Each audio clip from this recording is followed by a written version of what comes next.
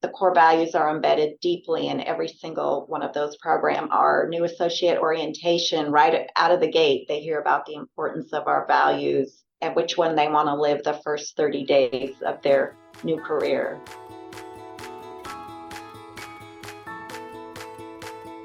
Welcome to You Belong in the C-Suite podcast. You are ambitious in life and in your career, but something is missing. You want to bring more of your passion to what you do.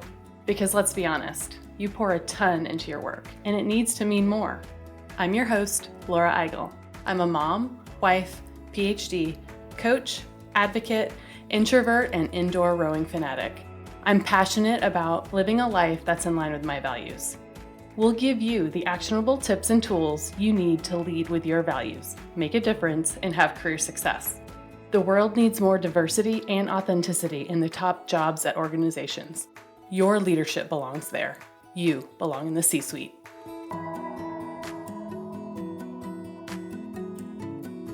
What gets you up in the morning? What drives your decisions? What do you stand for? No idea, not even sure where to start? I use my values to guide my life and career. It's the basis of how I've built boundaries for myself and stuck to them. Are you ready to dig into what matters to you? Go to thecatchgroup.com to download your free values worksheet. That's thecatchgroup.com to download your free values worksheet to get to your core values and take action on what matters most.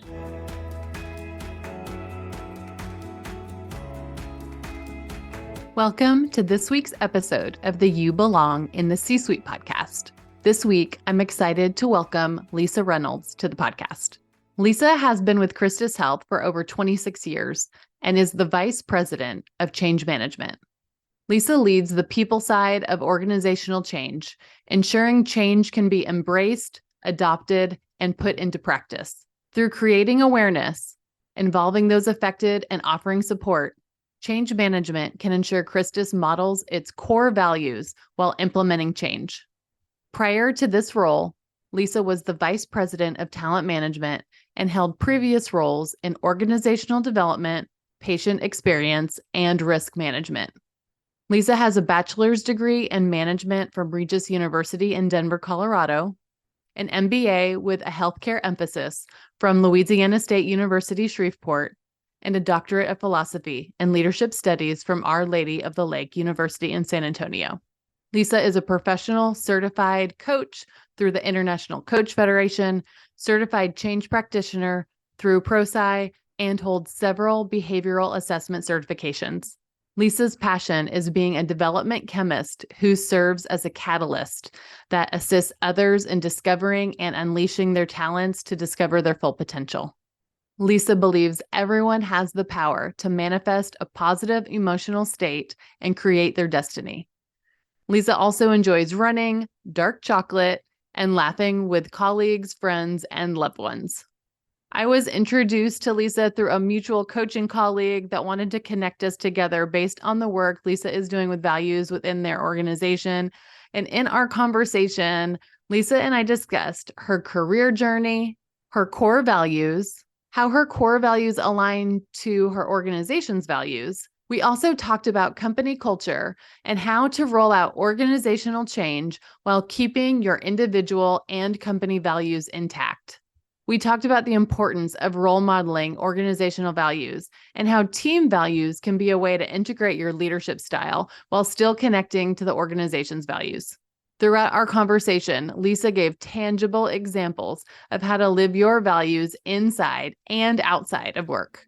Learn more about Lisa, the organization she belongs to, and connect with her. All of that information is in the show notes. But now, let's get started.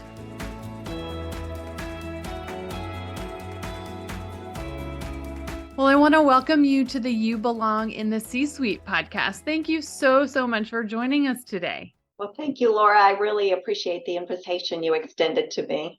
Yeah, well, I was really excited that we were connected through a mutual connection. And I love it when that happens, when like somebody that you have in common like knows that two people should talk, and she was absolutely right. And I'm really excited to chat about all things values and change management with you today.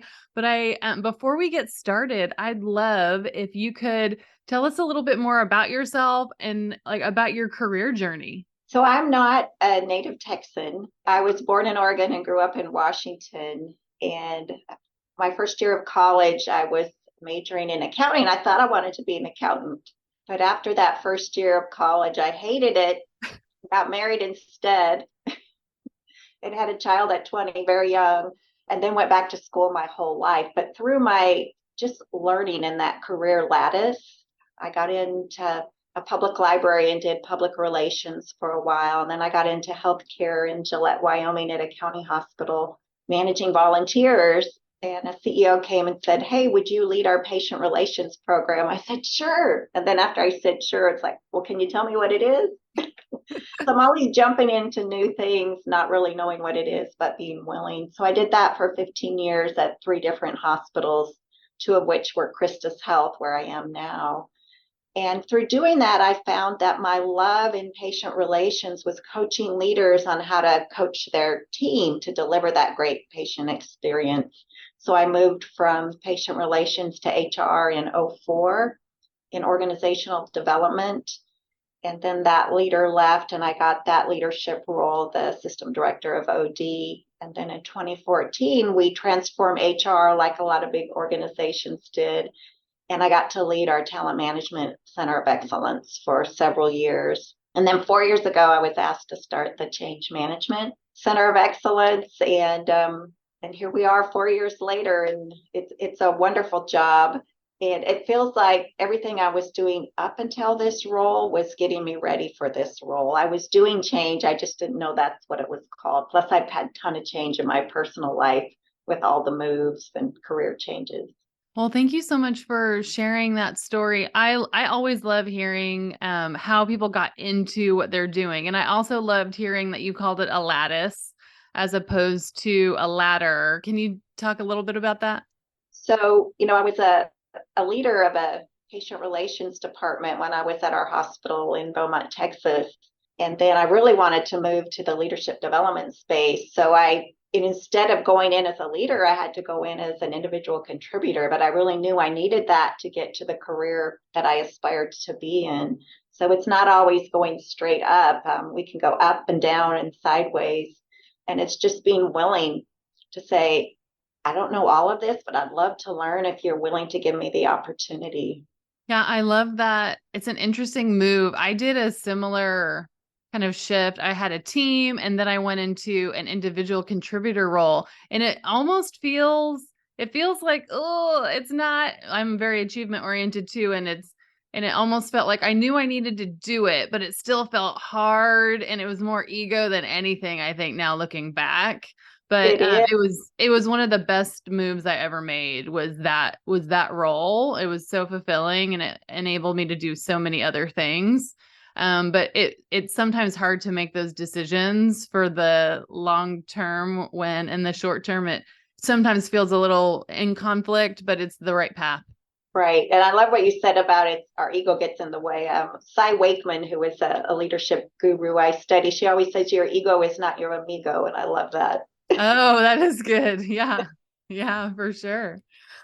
So as you, we're going to talk a bit about values on the podcast. We talk a ton about values, about leadership style, and I'd love to understand your own core values. What are those like? How do you utilize that within life, career, and especially kind of as a leader within your team now?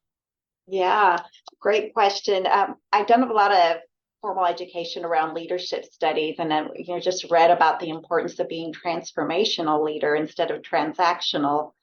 And I really feel that to be a transformational leader, you've got to know your own core values and use those to make decisions and also to work in an organization that aligns with your values. So it's really helped ground me as a leader and make the right decision and have courage to speak up and say things that are in alignment with my values. So my values, I've gone through many iterations. I have 5. The first is lead with grace, because I really feel it's important to treat people with dignity, help others grow. I love to pull out the hidden potential people don't see and help them make personal change as well as organizational change. Get it done. I have a bias for action. Sometimes I go too fast.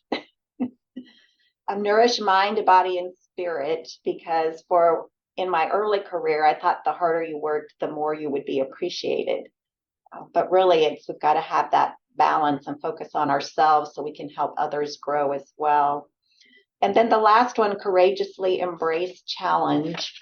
I had a sixth grade teacher tell my mother that I was so shy I'd never amount to anything. Oh, And wow. and I thought, I don't want to be known for that. So in sixth grade, I thought I'm going to step out of my comfort zone as much as I can. So I do that professionally and personally as well. Oh, wow. Did you ever consider yourself an introvert? Do you still consider yourself that? Like, what's that been like for you? I probably was an introvert growing up, but now I'm so on the opposite end. I probably just didn't know I got my energy from people. And I was the middle child, so I don't know if I was people pleasing, so I didn't want to say anything to rock the boat. But through some great mentors and just constantly working on stepping out of what was comfortable, it's really helped me to grow and just have this zest for life and be extroverted. Yeah, yeah. It's really interesting the labels that we get as children to how that can affirm or really kind of rock the boat to get us out of our comfort zone to almost prove it wrong. It's interesting. I've always felt like an introvert, but also labeled as an introvert. But over the course of my career, have probably gotten more to ambivert or whatever you want to call it, but still love connecting with people, just not all the time, and knowing when to recharge and those kinds of things. So I thanks for sharing that story. So as you think about your own values in and outside of work, and you even talked about how I think we share this common belief that like it is important to have alignment within organizational values and your own core values.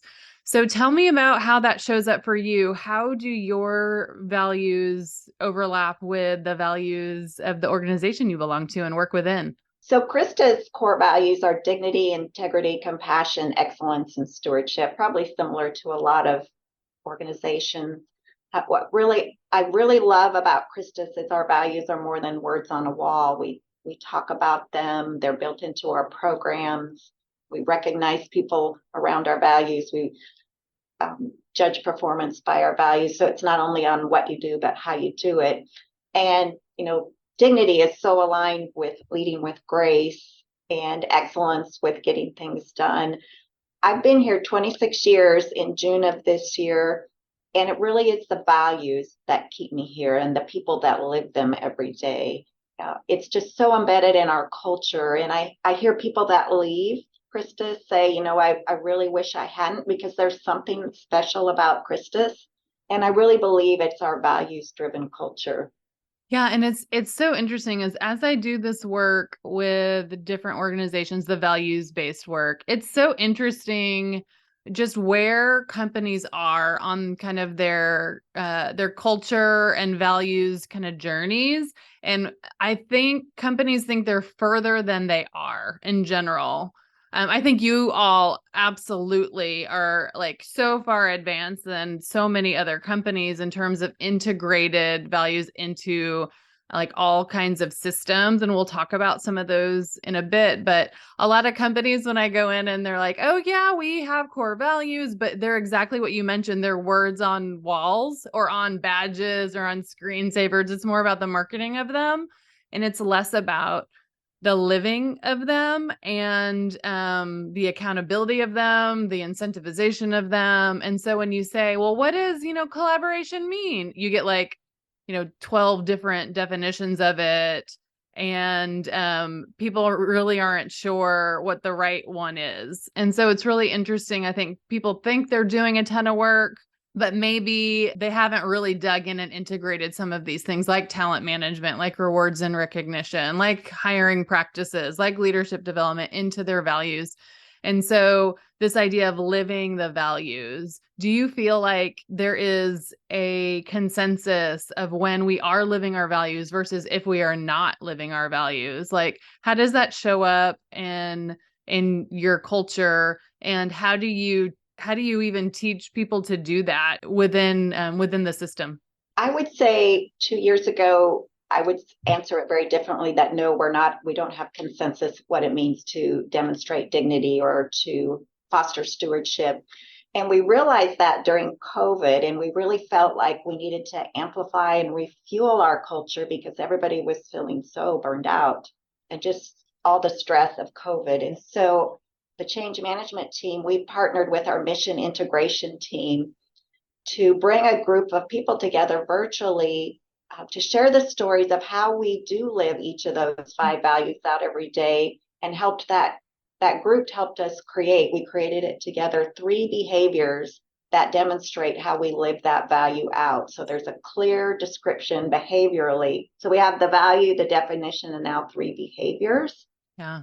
And then we implemented that all across Christus with a lot of education and tools for leaders about how they talk about it again, so it integrates into everyday work. And then the final piece of that was we call our markets ministries because we're a Catholic faith-based health system.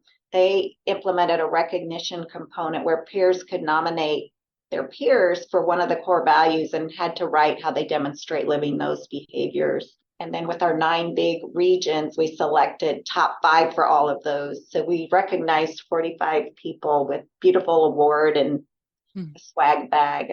And then we have a storybook of their nomination, so we can tell stories of how people are living our values. And that's how we really connect our values to everyday life, with stories. Yeah, I love what you said. It was the behaviors that were defined, because I think when I see like what are the values here, it's like it's the word or the phrase, and it's the definition, or maybe sometimes a bullet or two, but the actual behaviors is the game changer, right? It's this is what it looks like. And so, and that, in addition to kind of the stories, it's stories that you can retell, stories people will remember, stories you can look back at. And then also, I would imagine that's just another positive reinforcement for people to do those kinds of things again and again. Yes, definitely. We have a practice at Christus of starting every meeting with a reflection or a prayer or story. So we're hoping these stories will be shared in meetings. And it does inspire those that were nominated to keep doing it, and for others to want to live up to that too. Yeah, I love that. And it feels so that was very intentional culture work that you did in the pandemic. Yeah. And so it is that kind of with intention and then integration into all of that. So can you tell me now, in your role in change management, I would imagine that there's just lots of changes that you roll out, and that part of that is keeping the culture intact. So can we talk about how do you do that with change management, and even maybe talking about what you define as change management, how you think about it within your organization? Because I think some people have different definitions of that too. Yes, and our definition at Christus is that we want to ensure we're keeping people whole as we implement change and doing it in alignment with our core values. And so our team isn't always the person implementing the change. We're partnering with project teams to focus on the people side, that emotional impact. So we help them strategize, how do they create awareness about why it's even happening and make the choice to buy into it. It's oftentimes that they go straight to, here's what they need to know so they can change, without sharing why it's so important and what happens if we don't change. And when we're talking about change, are we talking things like changing processes, changing structure, changing software, like any of those kinds of things? Are there anything more prevalent right now in kind of the world of change that you're seeing within the organization? All of the above. So we're involved in some teams standardizing job descriptions. So everybody's jobs are going to change.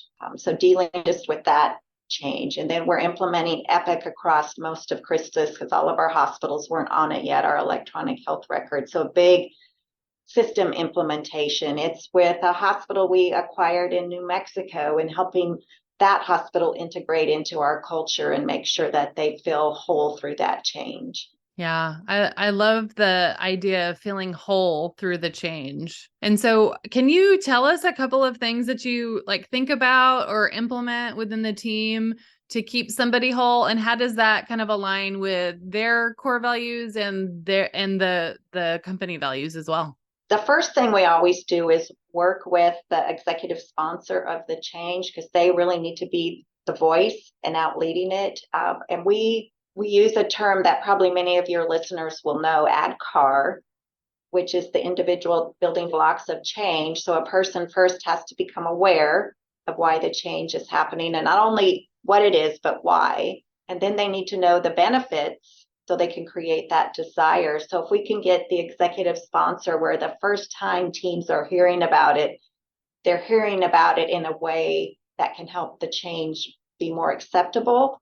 That's the first piece of treating people with dignity, instead of just saying, you're going to change this, but not tell them why. So that's what we do. And then we change the leaders that have to go then implement that change with their team so that they understand their role in change and they can assess where their teams are during the ADKAR individual change process. And then we always share, the change team is here to support you if you feel like you're stuck somewhere, because we want to help. But again, that's excellence, that's stewardship, that's dignity, integrity, just creating a safe space. For our acquisition in New Mexico, we're doing listening circles. Okay. We go out for once a quarter and just let people share what's on their mind, because we really do want to hear what's top of mind for them and their concerns. So that's another way of having empathy and listening. Yeah. And then for that was an acquisition, and then they're merging into your culture. So what does that kind of timeline look like and feel like in that kind of thing, when it's like pure kind of culture change? They were an entity and now they're being integrated into your culture. So we want to make sure we're pacing it right versus, day before the transaction and day after, it's night and day. So we're taking a very slow approach. They're not going to be onto our HRIS system till next July. So we had a year runway to do culture change slowly. So we have a roadmap, and we started out, just sharing who Christus is and our core values and our cultural attributes. And then 2 months ago, we started rolling out living our values, so they'll know our mission, vision, and values. And then we'll start with, some of the leadership training to help leaders understand it first. Integrating a mission leader into their senior team, because that's something organizations usually don't have in the C-suite, but with a faith-based health system, you do. All right. So it's training, it's communications, it's the right pacing and timing, bringing in different leadership principles and training, and really supporting and equipping them as they go through that change. And the two-way feedback is so key too. Yeah, I love that. I love the two-way feedback, and I love the cadence of the listening circles. I think it's something that sometimes people think, oh, well, let's just do another survey. Well, sometimes people really they need to tell somebody how they're feeling about something. Right. Yes. Yeah.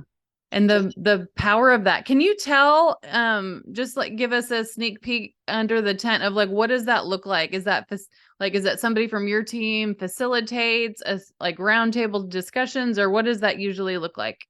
So with this example of our partnership with the new hospital joining our family, I facilitated along with the HR leader that's over this acquisition and our mission leader, so the three of us. And we did a session just for leaders so they could ask their concerns. And then we did additional sessions, just come if you're interested. People weren't assigned. It's just if you want to talk with the people from Christus, ask questions, voice what's working, what's not, come for an hour and share with us. And then we took notes of all the questions, and then we'll get those published back out. Nice. And is that something that you do in person? Do you do it virtually, both? What works best? In person. Yeah. Yeah. We like that. We're very relationally based culture. I love that you're going to them too. I would imagine that it feels like they're in a safe space to be able to voice whatever they need to voice in those rooms. Yeah.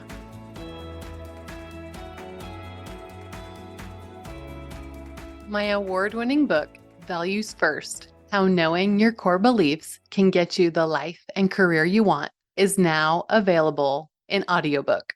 Since the book released just last year, the biggest question that I've gotten from readers is it available in audiobook?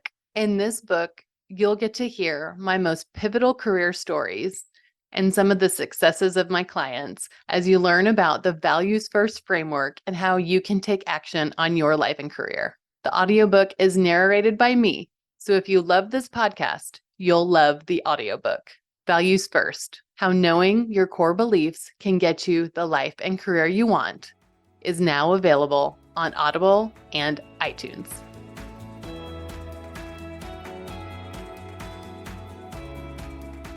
Again, it seems so simple if we just say, oh, we have a meeting and we listen to people, right? That seems simple, but it's such an intentional thing that you're doing at a certain pace to really ensure that voices are being heard. And it's also really simple to not do something like that.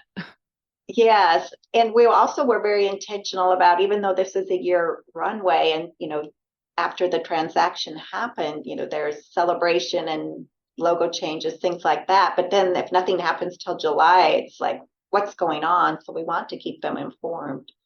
Yeah, absolutely. Do you find that those kinds of sessions are two-way, or is it really just to take in information from them? It's two-way. If we have answers to their questions that they're asking, we want to give it then. If it's something we're not quite sure how it's going to end up, we'll say we'll add that to the list and make sure it's communicated.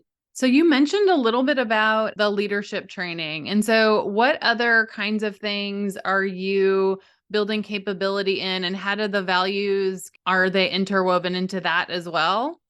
So I don't lead leadership training anymore when I moved over to the change management role, but that team just does amazing work. They have classes around people that are interested in being a leader. They're a new leader. There's a leader onboarding. We have a high potential program.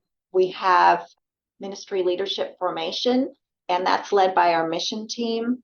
And it is different to be a leader in a Catholic faith-based organization versus one that isn't. So how do we get them comfortable with speaking the language of our culture and our Catholic heritage? So the core values are embedded deeply in every single one of those programs. Our new associate orientation, right out of the gate, they hear about the importance of our values and which one they want to live the first 30 days of their new career. I love that. The idea of starting out by living the values as a very important priority.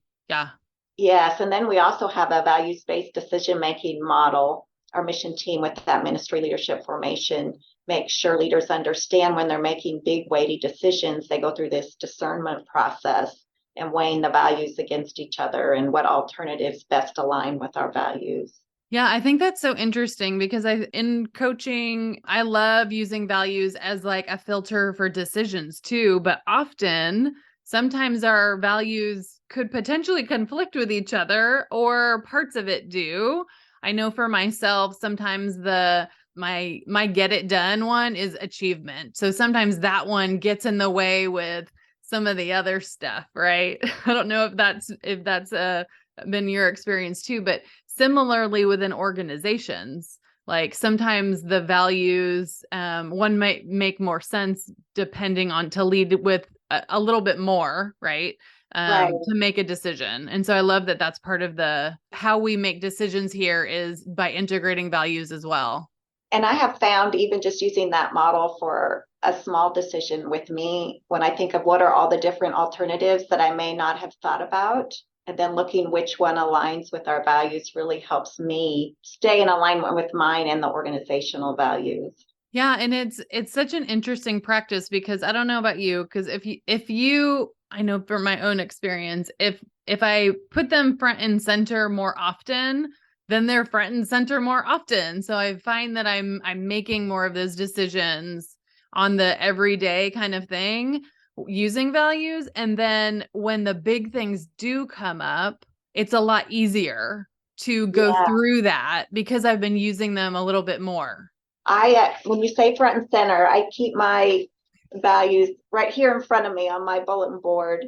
Yeah. And then every associate has a badge buddy with our values, the definition, and the behaviors, so they can look at them every single day Yeah, it's great because as long as we're using them, as long as they're just not the words on the wall or the words on the badge or whatever, as long as we're like living them. I love that as just proximity to them, like a printout in front of me. I think that's just really important. So for instance, nourish mind, body, and spirit's really important to me. And I used to forego working out and eating right just to get to work and get it done.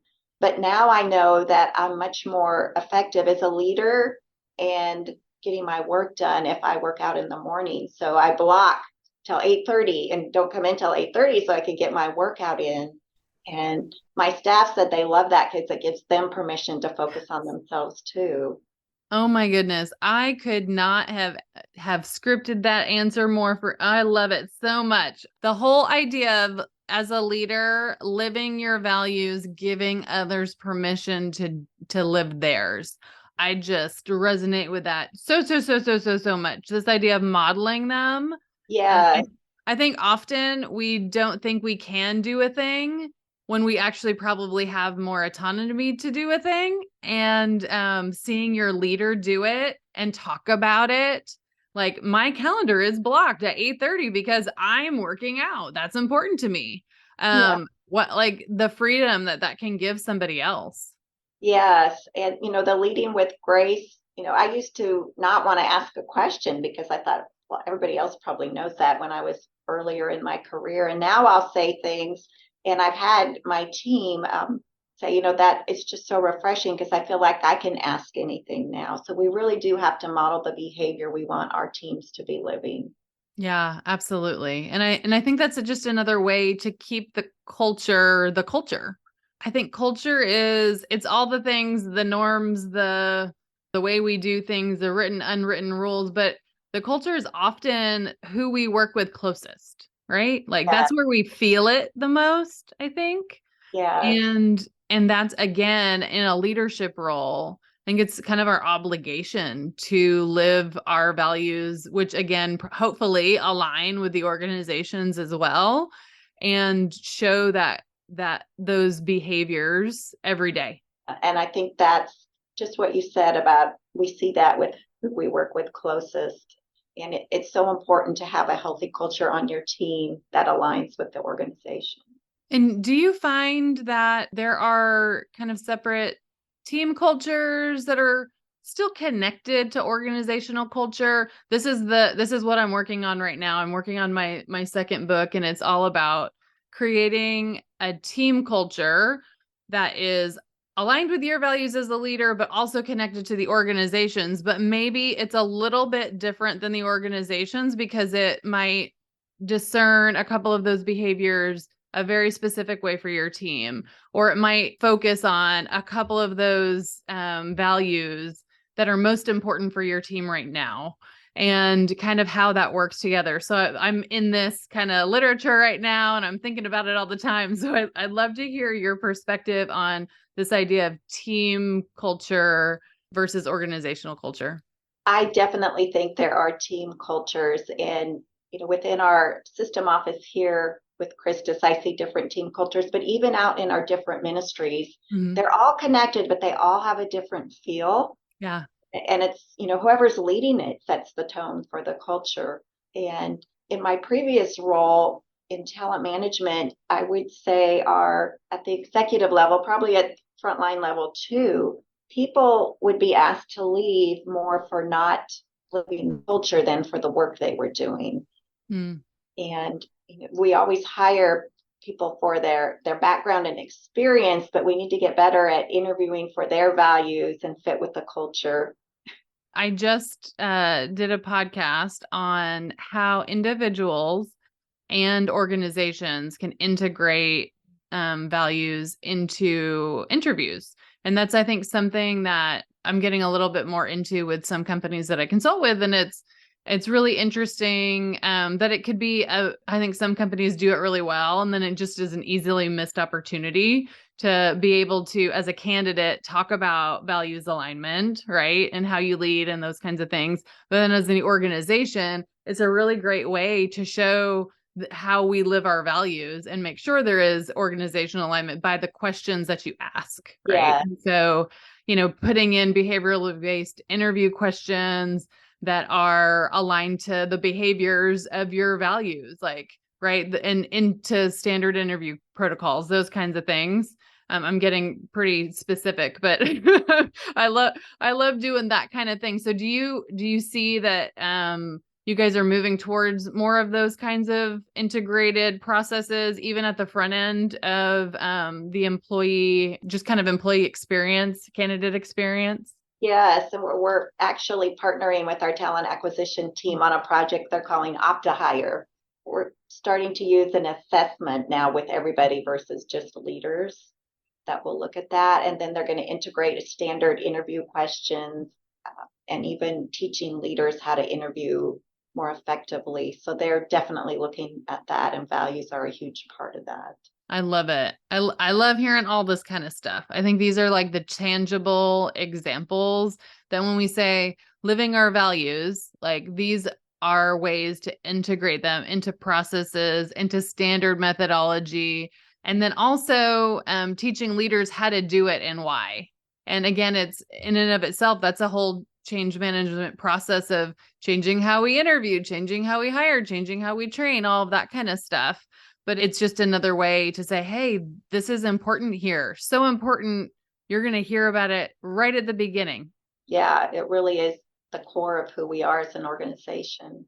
Yeah. So if you can, what advice would you have for leaders who are in an organization that has a culture, they have some values, but maybe they're potentially not living their values every day? What can they do at the leader level to be more effective and to bring in their values and lead with their values with their teams? I think the first thing always, as you know, is we have to look within. So, how am I living the values our organization espouses every day? And talk about them at my team meetings, and then share examples of how I see the team living them. But then also get the team involved. If we were living the values every day, what would it look like on our team? I always like to say, work with the willing, start where there's some Yeah. interest, and people will start saying, wow, what's going on with that team? I want some of that. And then just start sharing the knowledge. If you're not in HR, go to HR and influence, say, this is what I've done with my team, and here's the benefit I've seen. Is there any way we can expand this? I love that. Work with the willing. That is great. That is great advice. That is great Yeah. advice, especially from a change management expert. Yes. When we first started our Center of Excellence, rather than just saying we're going to go get in these projects, we just waited for people to come ask for help. And then as others have seen how we can assist, it just keeps growing. Yes. I love that so much. That makes it a little bit easier, just a little bit. Yeah, I love that. What is that? The pull instead of the push? Yeah, for sure, for sure. So, last question. If you can tell me, what other things do you do for your nourish value outside of work? You mentioned working out. What other things do you do? I love to hear kind of the holistic person. You mentioned learning, a continuous learner, that kind of stuff, but what other behaviors do you have that you kind of hold sacred for yourself? I'm a voracious reader, so I probably read 100 books a year. So some are just for fun. I don't have to always be learning. That's my number one strength on the Clifton Strength Finder. Okay. So I have to make sure I don't overuse it. Uh-huh. Uh-huh. I love psychological thrillers. That may not seem like it's very nourishing, but they really help me relax.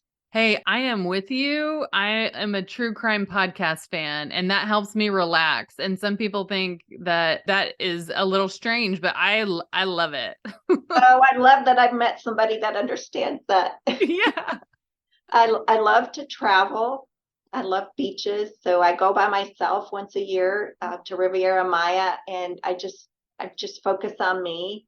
I get up early Wonderful. and walk on the beach when the sun's rising, and I eat well, and maybe have a few nice drinks, Uh-huh. Oh, awesome. things like that, and just making sure that I'm treating people with dignity, like I would want to be treated. Well, I just really appreciate sharing this space with you today. And thank you so much for your tangible examples of living your values inside and outside of work. I really appreciated just talking shop with you, and now partner in crime also. That's right. The true partner in crime. Well, Yeah. thank you so much, Laura. Thank you.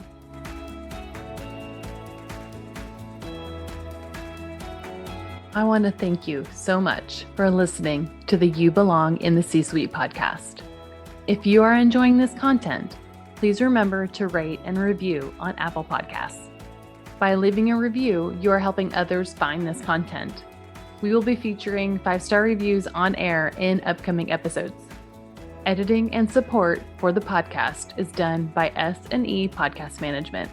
To get more tips and tools to help you live a life guided by your values, go to thecatchgroup.com.